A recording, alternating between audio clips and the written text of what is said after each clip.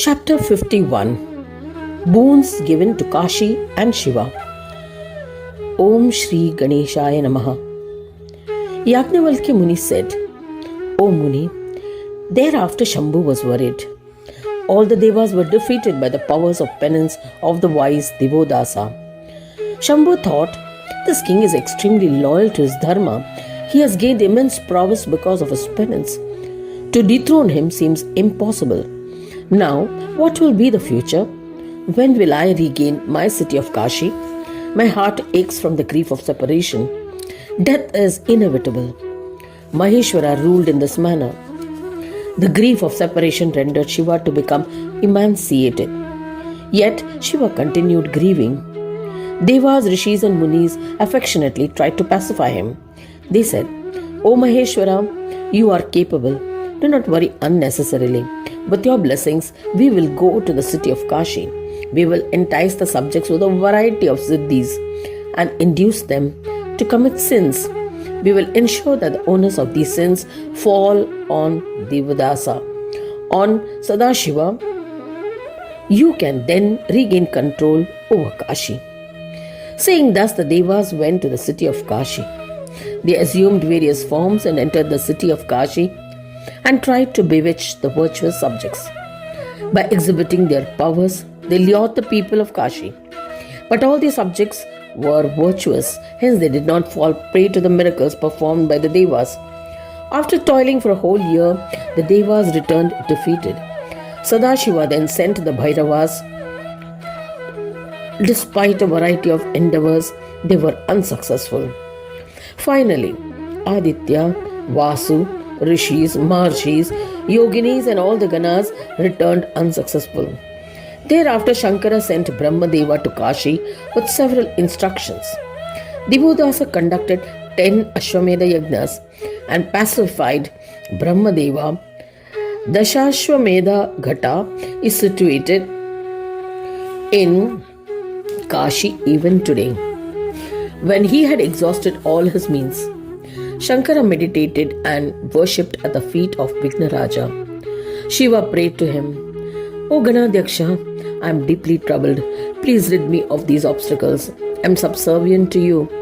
O Lord, please reunite me with Kashi and protect me from the torments of separation. Avimukta means that which is never forsaken. Hindus also consider Kashi to be a Mukti place of liberation, a place wherein if one dies, one gets liberation from the cycle of birth and death. In this manner, he meditated for a year to propitiate Gajanana for attaining siddhis in his endeavors. The Lord noticed that the ego of Shankara had completely vanished. The Lord assumed a majestic form which is visualized by the yogis in meditative states and manifested before Shankara. He was four-armed. He was carrying the noose and the gourd in two hands and gesticulated fearlessness and conferred the blessing with the other. He was seated on a lotus, on a lion, and was accompanied by Siddhi and Buddhi. He was red-colored with a radiant complexion and had an elephant head. He was pot-bellied and was adorned with Sheshanaga on his navel. He was embellished with ornaments. The Chintamani gem adorned his chest. He was encompassed in a radiant aura and appeared effulgent. Seeing this majestic, Lord Shankara was ecstatic and bowed to him.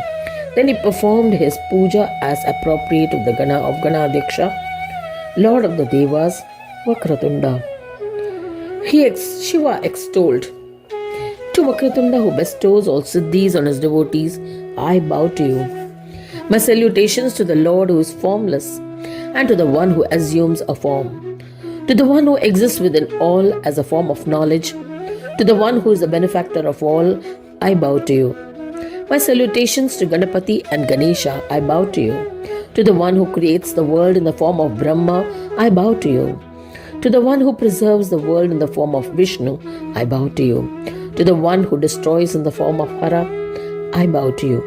O Ganesha, I bow to you. To the one who is a form of Brahma, my salutations. To the one identified as Brahma, my salutations. To the one who is a form of creation, Prapancha. To the driver of this creation, I bow to you. To the one who is endowed with infinite attributes, to the infinitely majestic, my prostrations to you. To the one whose belly is so huge that it is boundless, to the one with infinite forms, to Heramba, I bow to you. To the one who is beyond cause of creation, to the one who is a cause of all creation, to such a one without an origin, whose vehicle is a lion, I bow to you. I have become like a commoner, a jiva, there is no doubt about it. O Lord, merciful one, I have been alienated from Avimukta, the town of Kashi. O Lord, so I have surrendered to you. Grant me freedom from all obstacles. O Ganadiksha, give back my city of Kashi in its original state as being Avimukta, never forsaken. O Gajanana, you had granted me a boon earlier, that whenever I remember you, you will manifest. So, incarnate as my son now and fulfill the boon. Having requested humbly, Maheshwara prostrated at the feet of Ganesha. Gajanana lifted him up and with a smile said, "This stotra that you have recited will be a bestower of all siddhis. O Sadashiva, it will bestow enjoyments and liberation to anyone who reads or listens to this stotra. I will confer whatever you have prayed for. I shall give you the holy place of Avimukta, the Kashi, which you rightfully deserve." Saying thus, he created a handsome Brahma from his body. He was omniscient, powerful, and was endowed with the radiance of Ganesha. Ganesha commanded the Brahmin, "You must go to Kashi and fulfill the wishes of Shiva. Infatuate the people and create confusion in their minds. I command you to entice Devosdasa to make him return the kingdom of Kashi to Shiva today. You will be worshipped by all. All other Brahmins will recognize you by the name Jyotish Dundi. Jyotishi means astrologer. Everyone will be submissive to you." Listening to commands of Ganesha, the Brahmin bowed to Dundi. He went to Kashi. He contemplated on Ganapa and circumambulated the city of Kashi. Vakratunda summoned Vishnu and said, "Go to Kashi as Buddha and follow my instructions. You will notice that the Brahmin Dundi has enticed the city of Kashi. O Janardana, you must corrupt the city more." The illustrious Vishnu assumed the form of Buddha, bowed to Gajanana Dundi, and remembering Vakratunda in his mind, went to the Kashi immediately. Brahmin Dundi and Vishnu did as he was told by Ganesha. As a result, the city of Kashi was deluded and corrupted. O ascetic Vishwamitra, Kashi was also meditating on Ganapa. O Mahamuni, she meditated for 1,000 years, and Gajanana was pleased with the austerities. He manifested in an embodied form, riding on a lion adorned with different ornaments to grant a boon. Kashi, the one who purified subjects who were deeply agonized and tormented with worries, stood up immediately and prostrated at the feet of Gajanana. Kashi performed his puja with devotion. Thereafter she regained her composure and began extolling Gajanana. She extolled, "To Gananatha I bow to you. To the one whose form is boundless, my salutations. To the bestower of everything, my obeisance to you. To the bearer of Maya, my prostrations to you. To the one with the head of an elephant, my salutations. To the one who has ears like the winnowing fan, the Surpakarna. To the one who is adorned with numerous ornaments, to Vakratunda, I bow to you. To the one who is formless, to the eternal, to the one who is without attributes, my salutations to you. To the one endowed with attributes, to the one who can be comprehended by the Vedas, to the eternal form of Brahma, my obeisance to you. To the one who confers knowledge to the Brahmas, Shiva, Vishnu, Surya and others. To the one who is mounted on a lion, I bow to you. To the consort of Siddhi and Buddhi, my salutations to you. To the one who grants security to all, I bow to you. To the one who is a guardian for the vulnerable, to the protector of all, to the one who grants everything to his devotees, to the destroyer of obstacles, to Vignakar Harta, my prostrations to you. To the one who creates obstacles for the non-devotees, to the one who bestows enjoyment and liberation to his devotees, to the one who resides in the hearts of the yogis, to the one who can be comprehended through yoga, I bow to you. To the one who is Mano Vani Vihina, incomprehensible and inexpressible, to the embodiment of peace, salutations to you. To the one who confers peace to peace, I bow to you. O Ganadyaksha, the Vedas and scriptures were inadequate to extol you.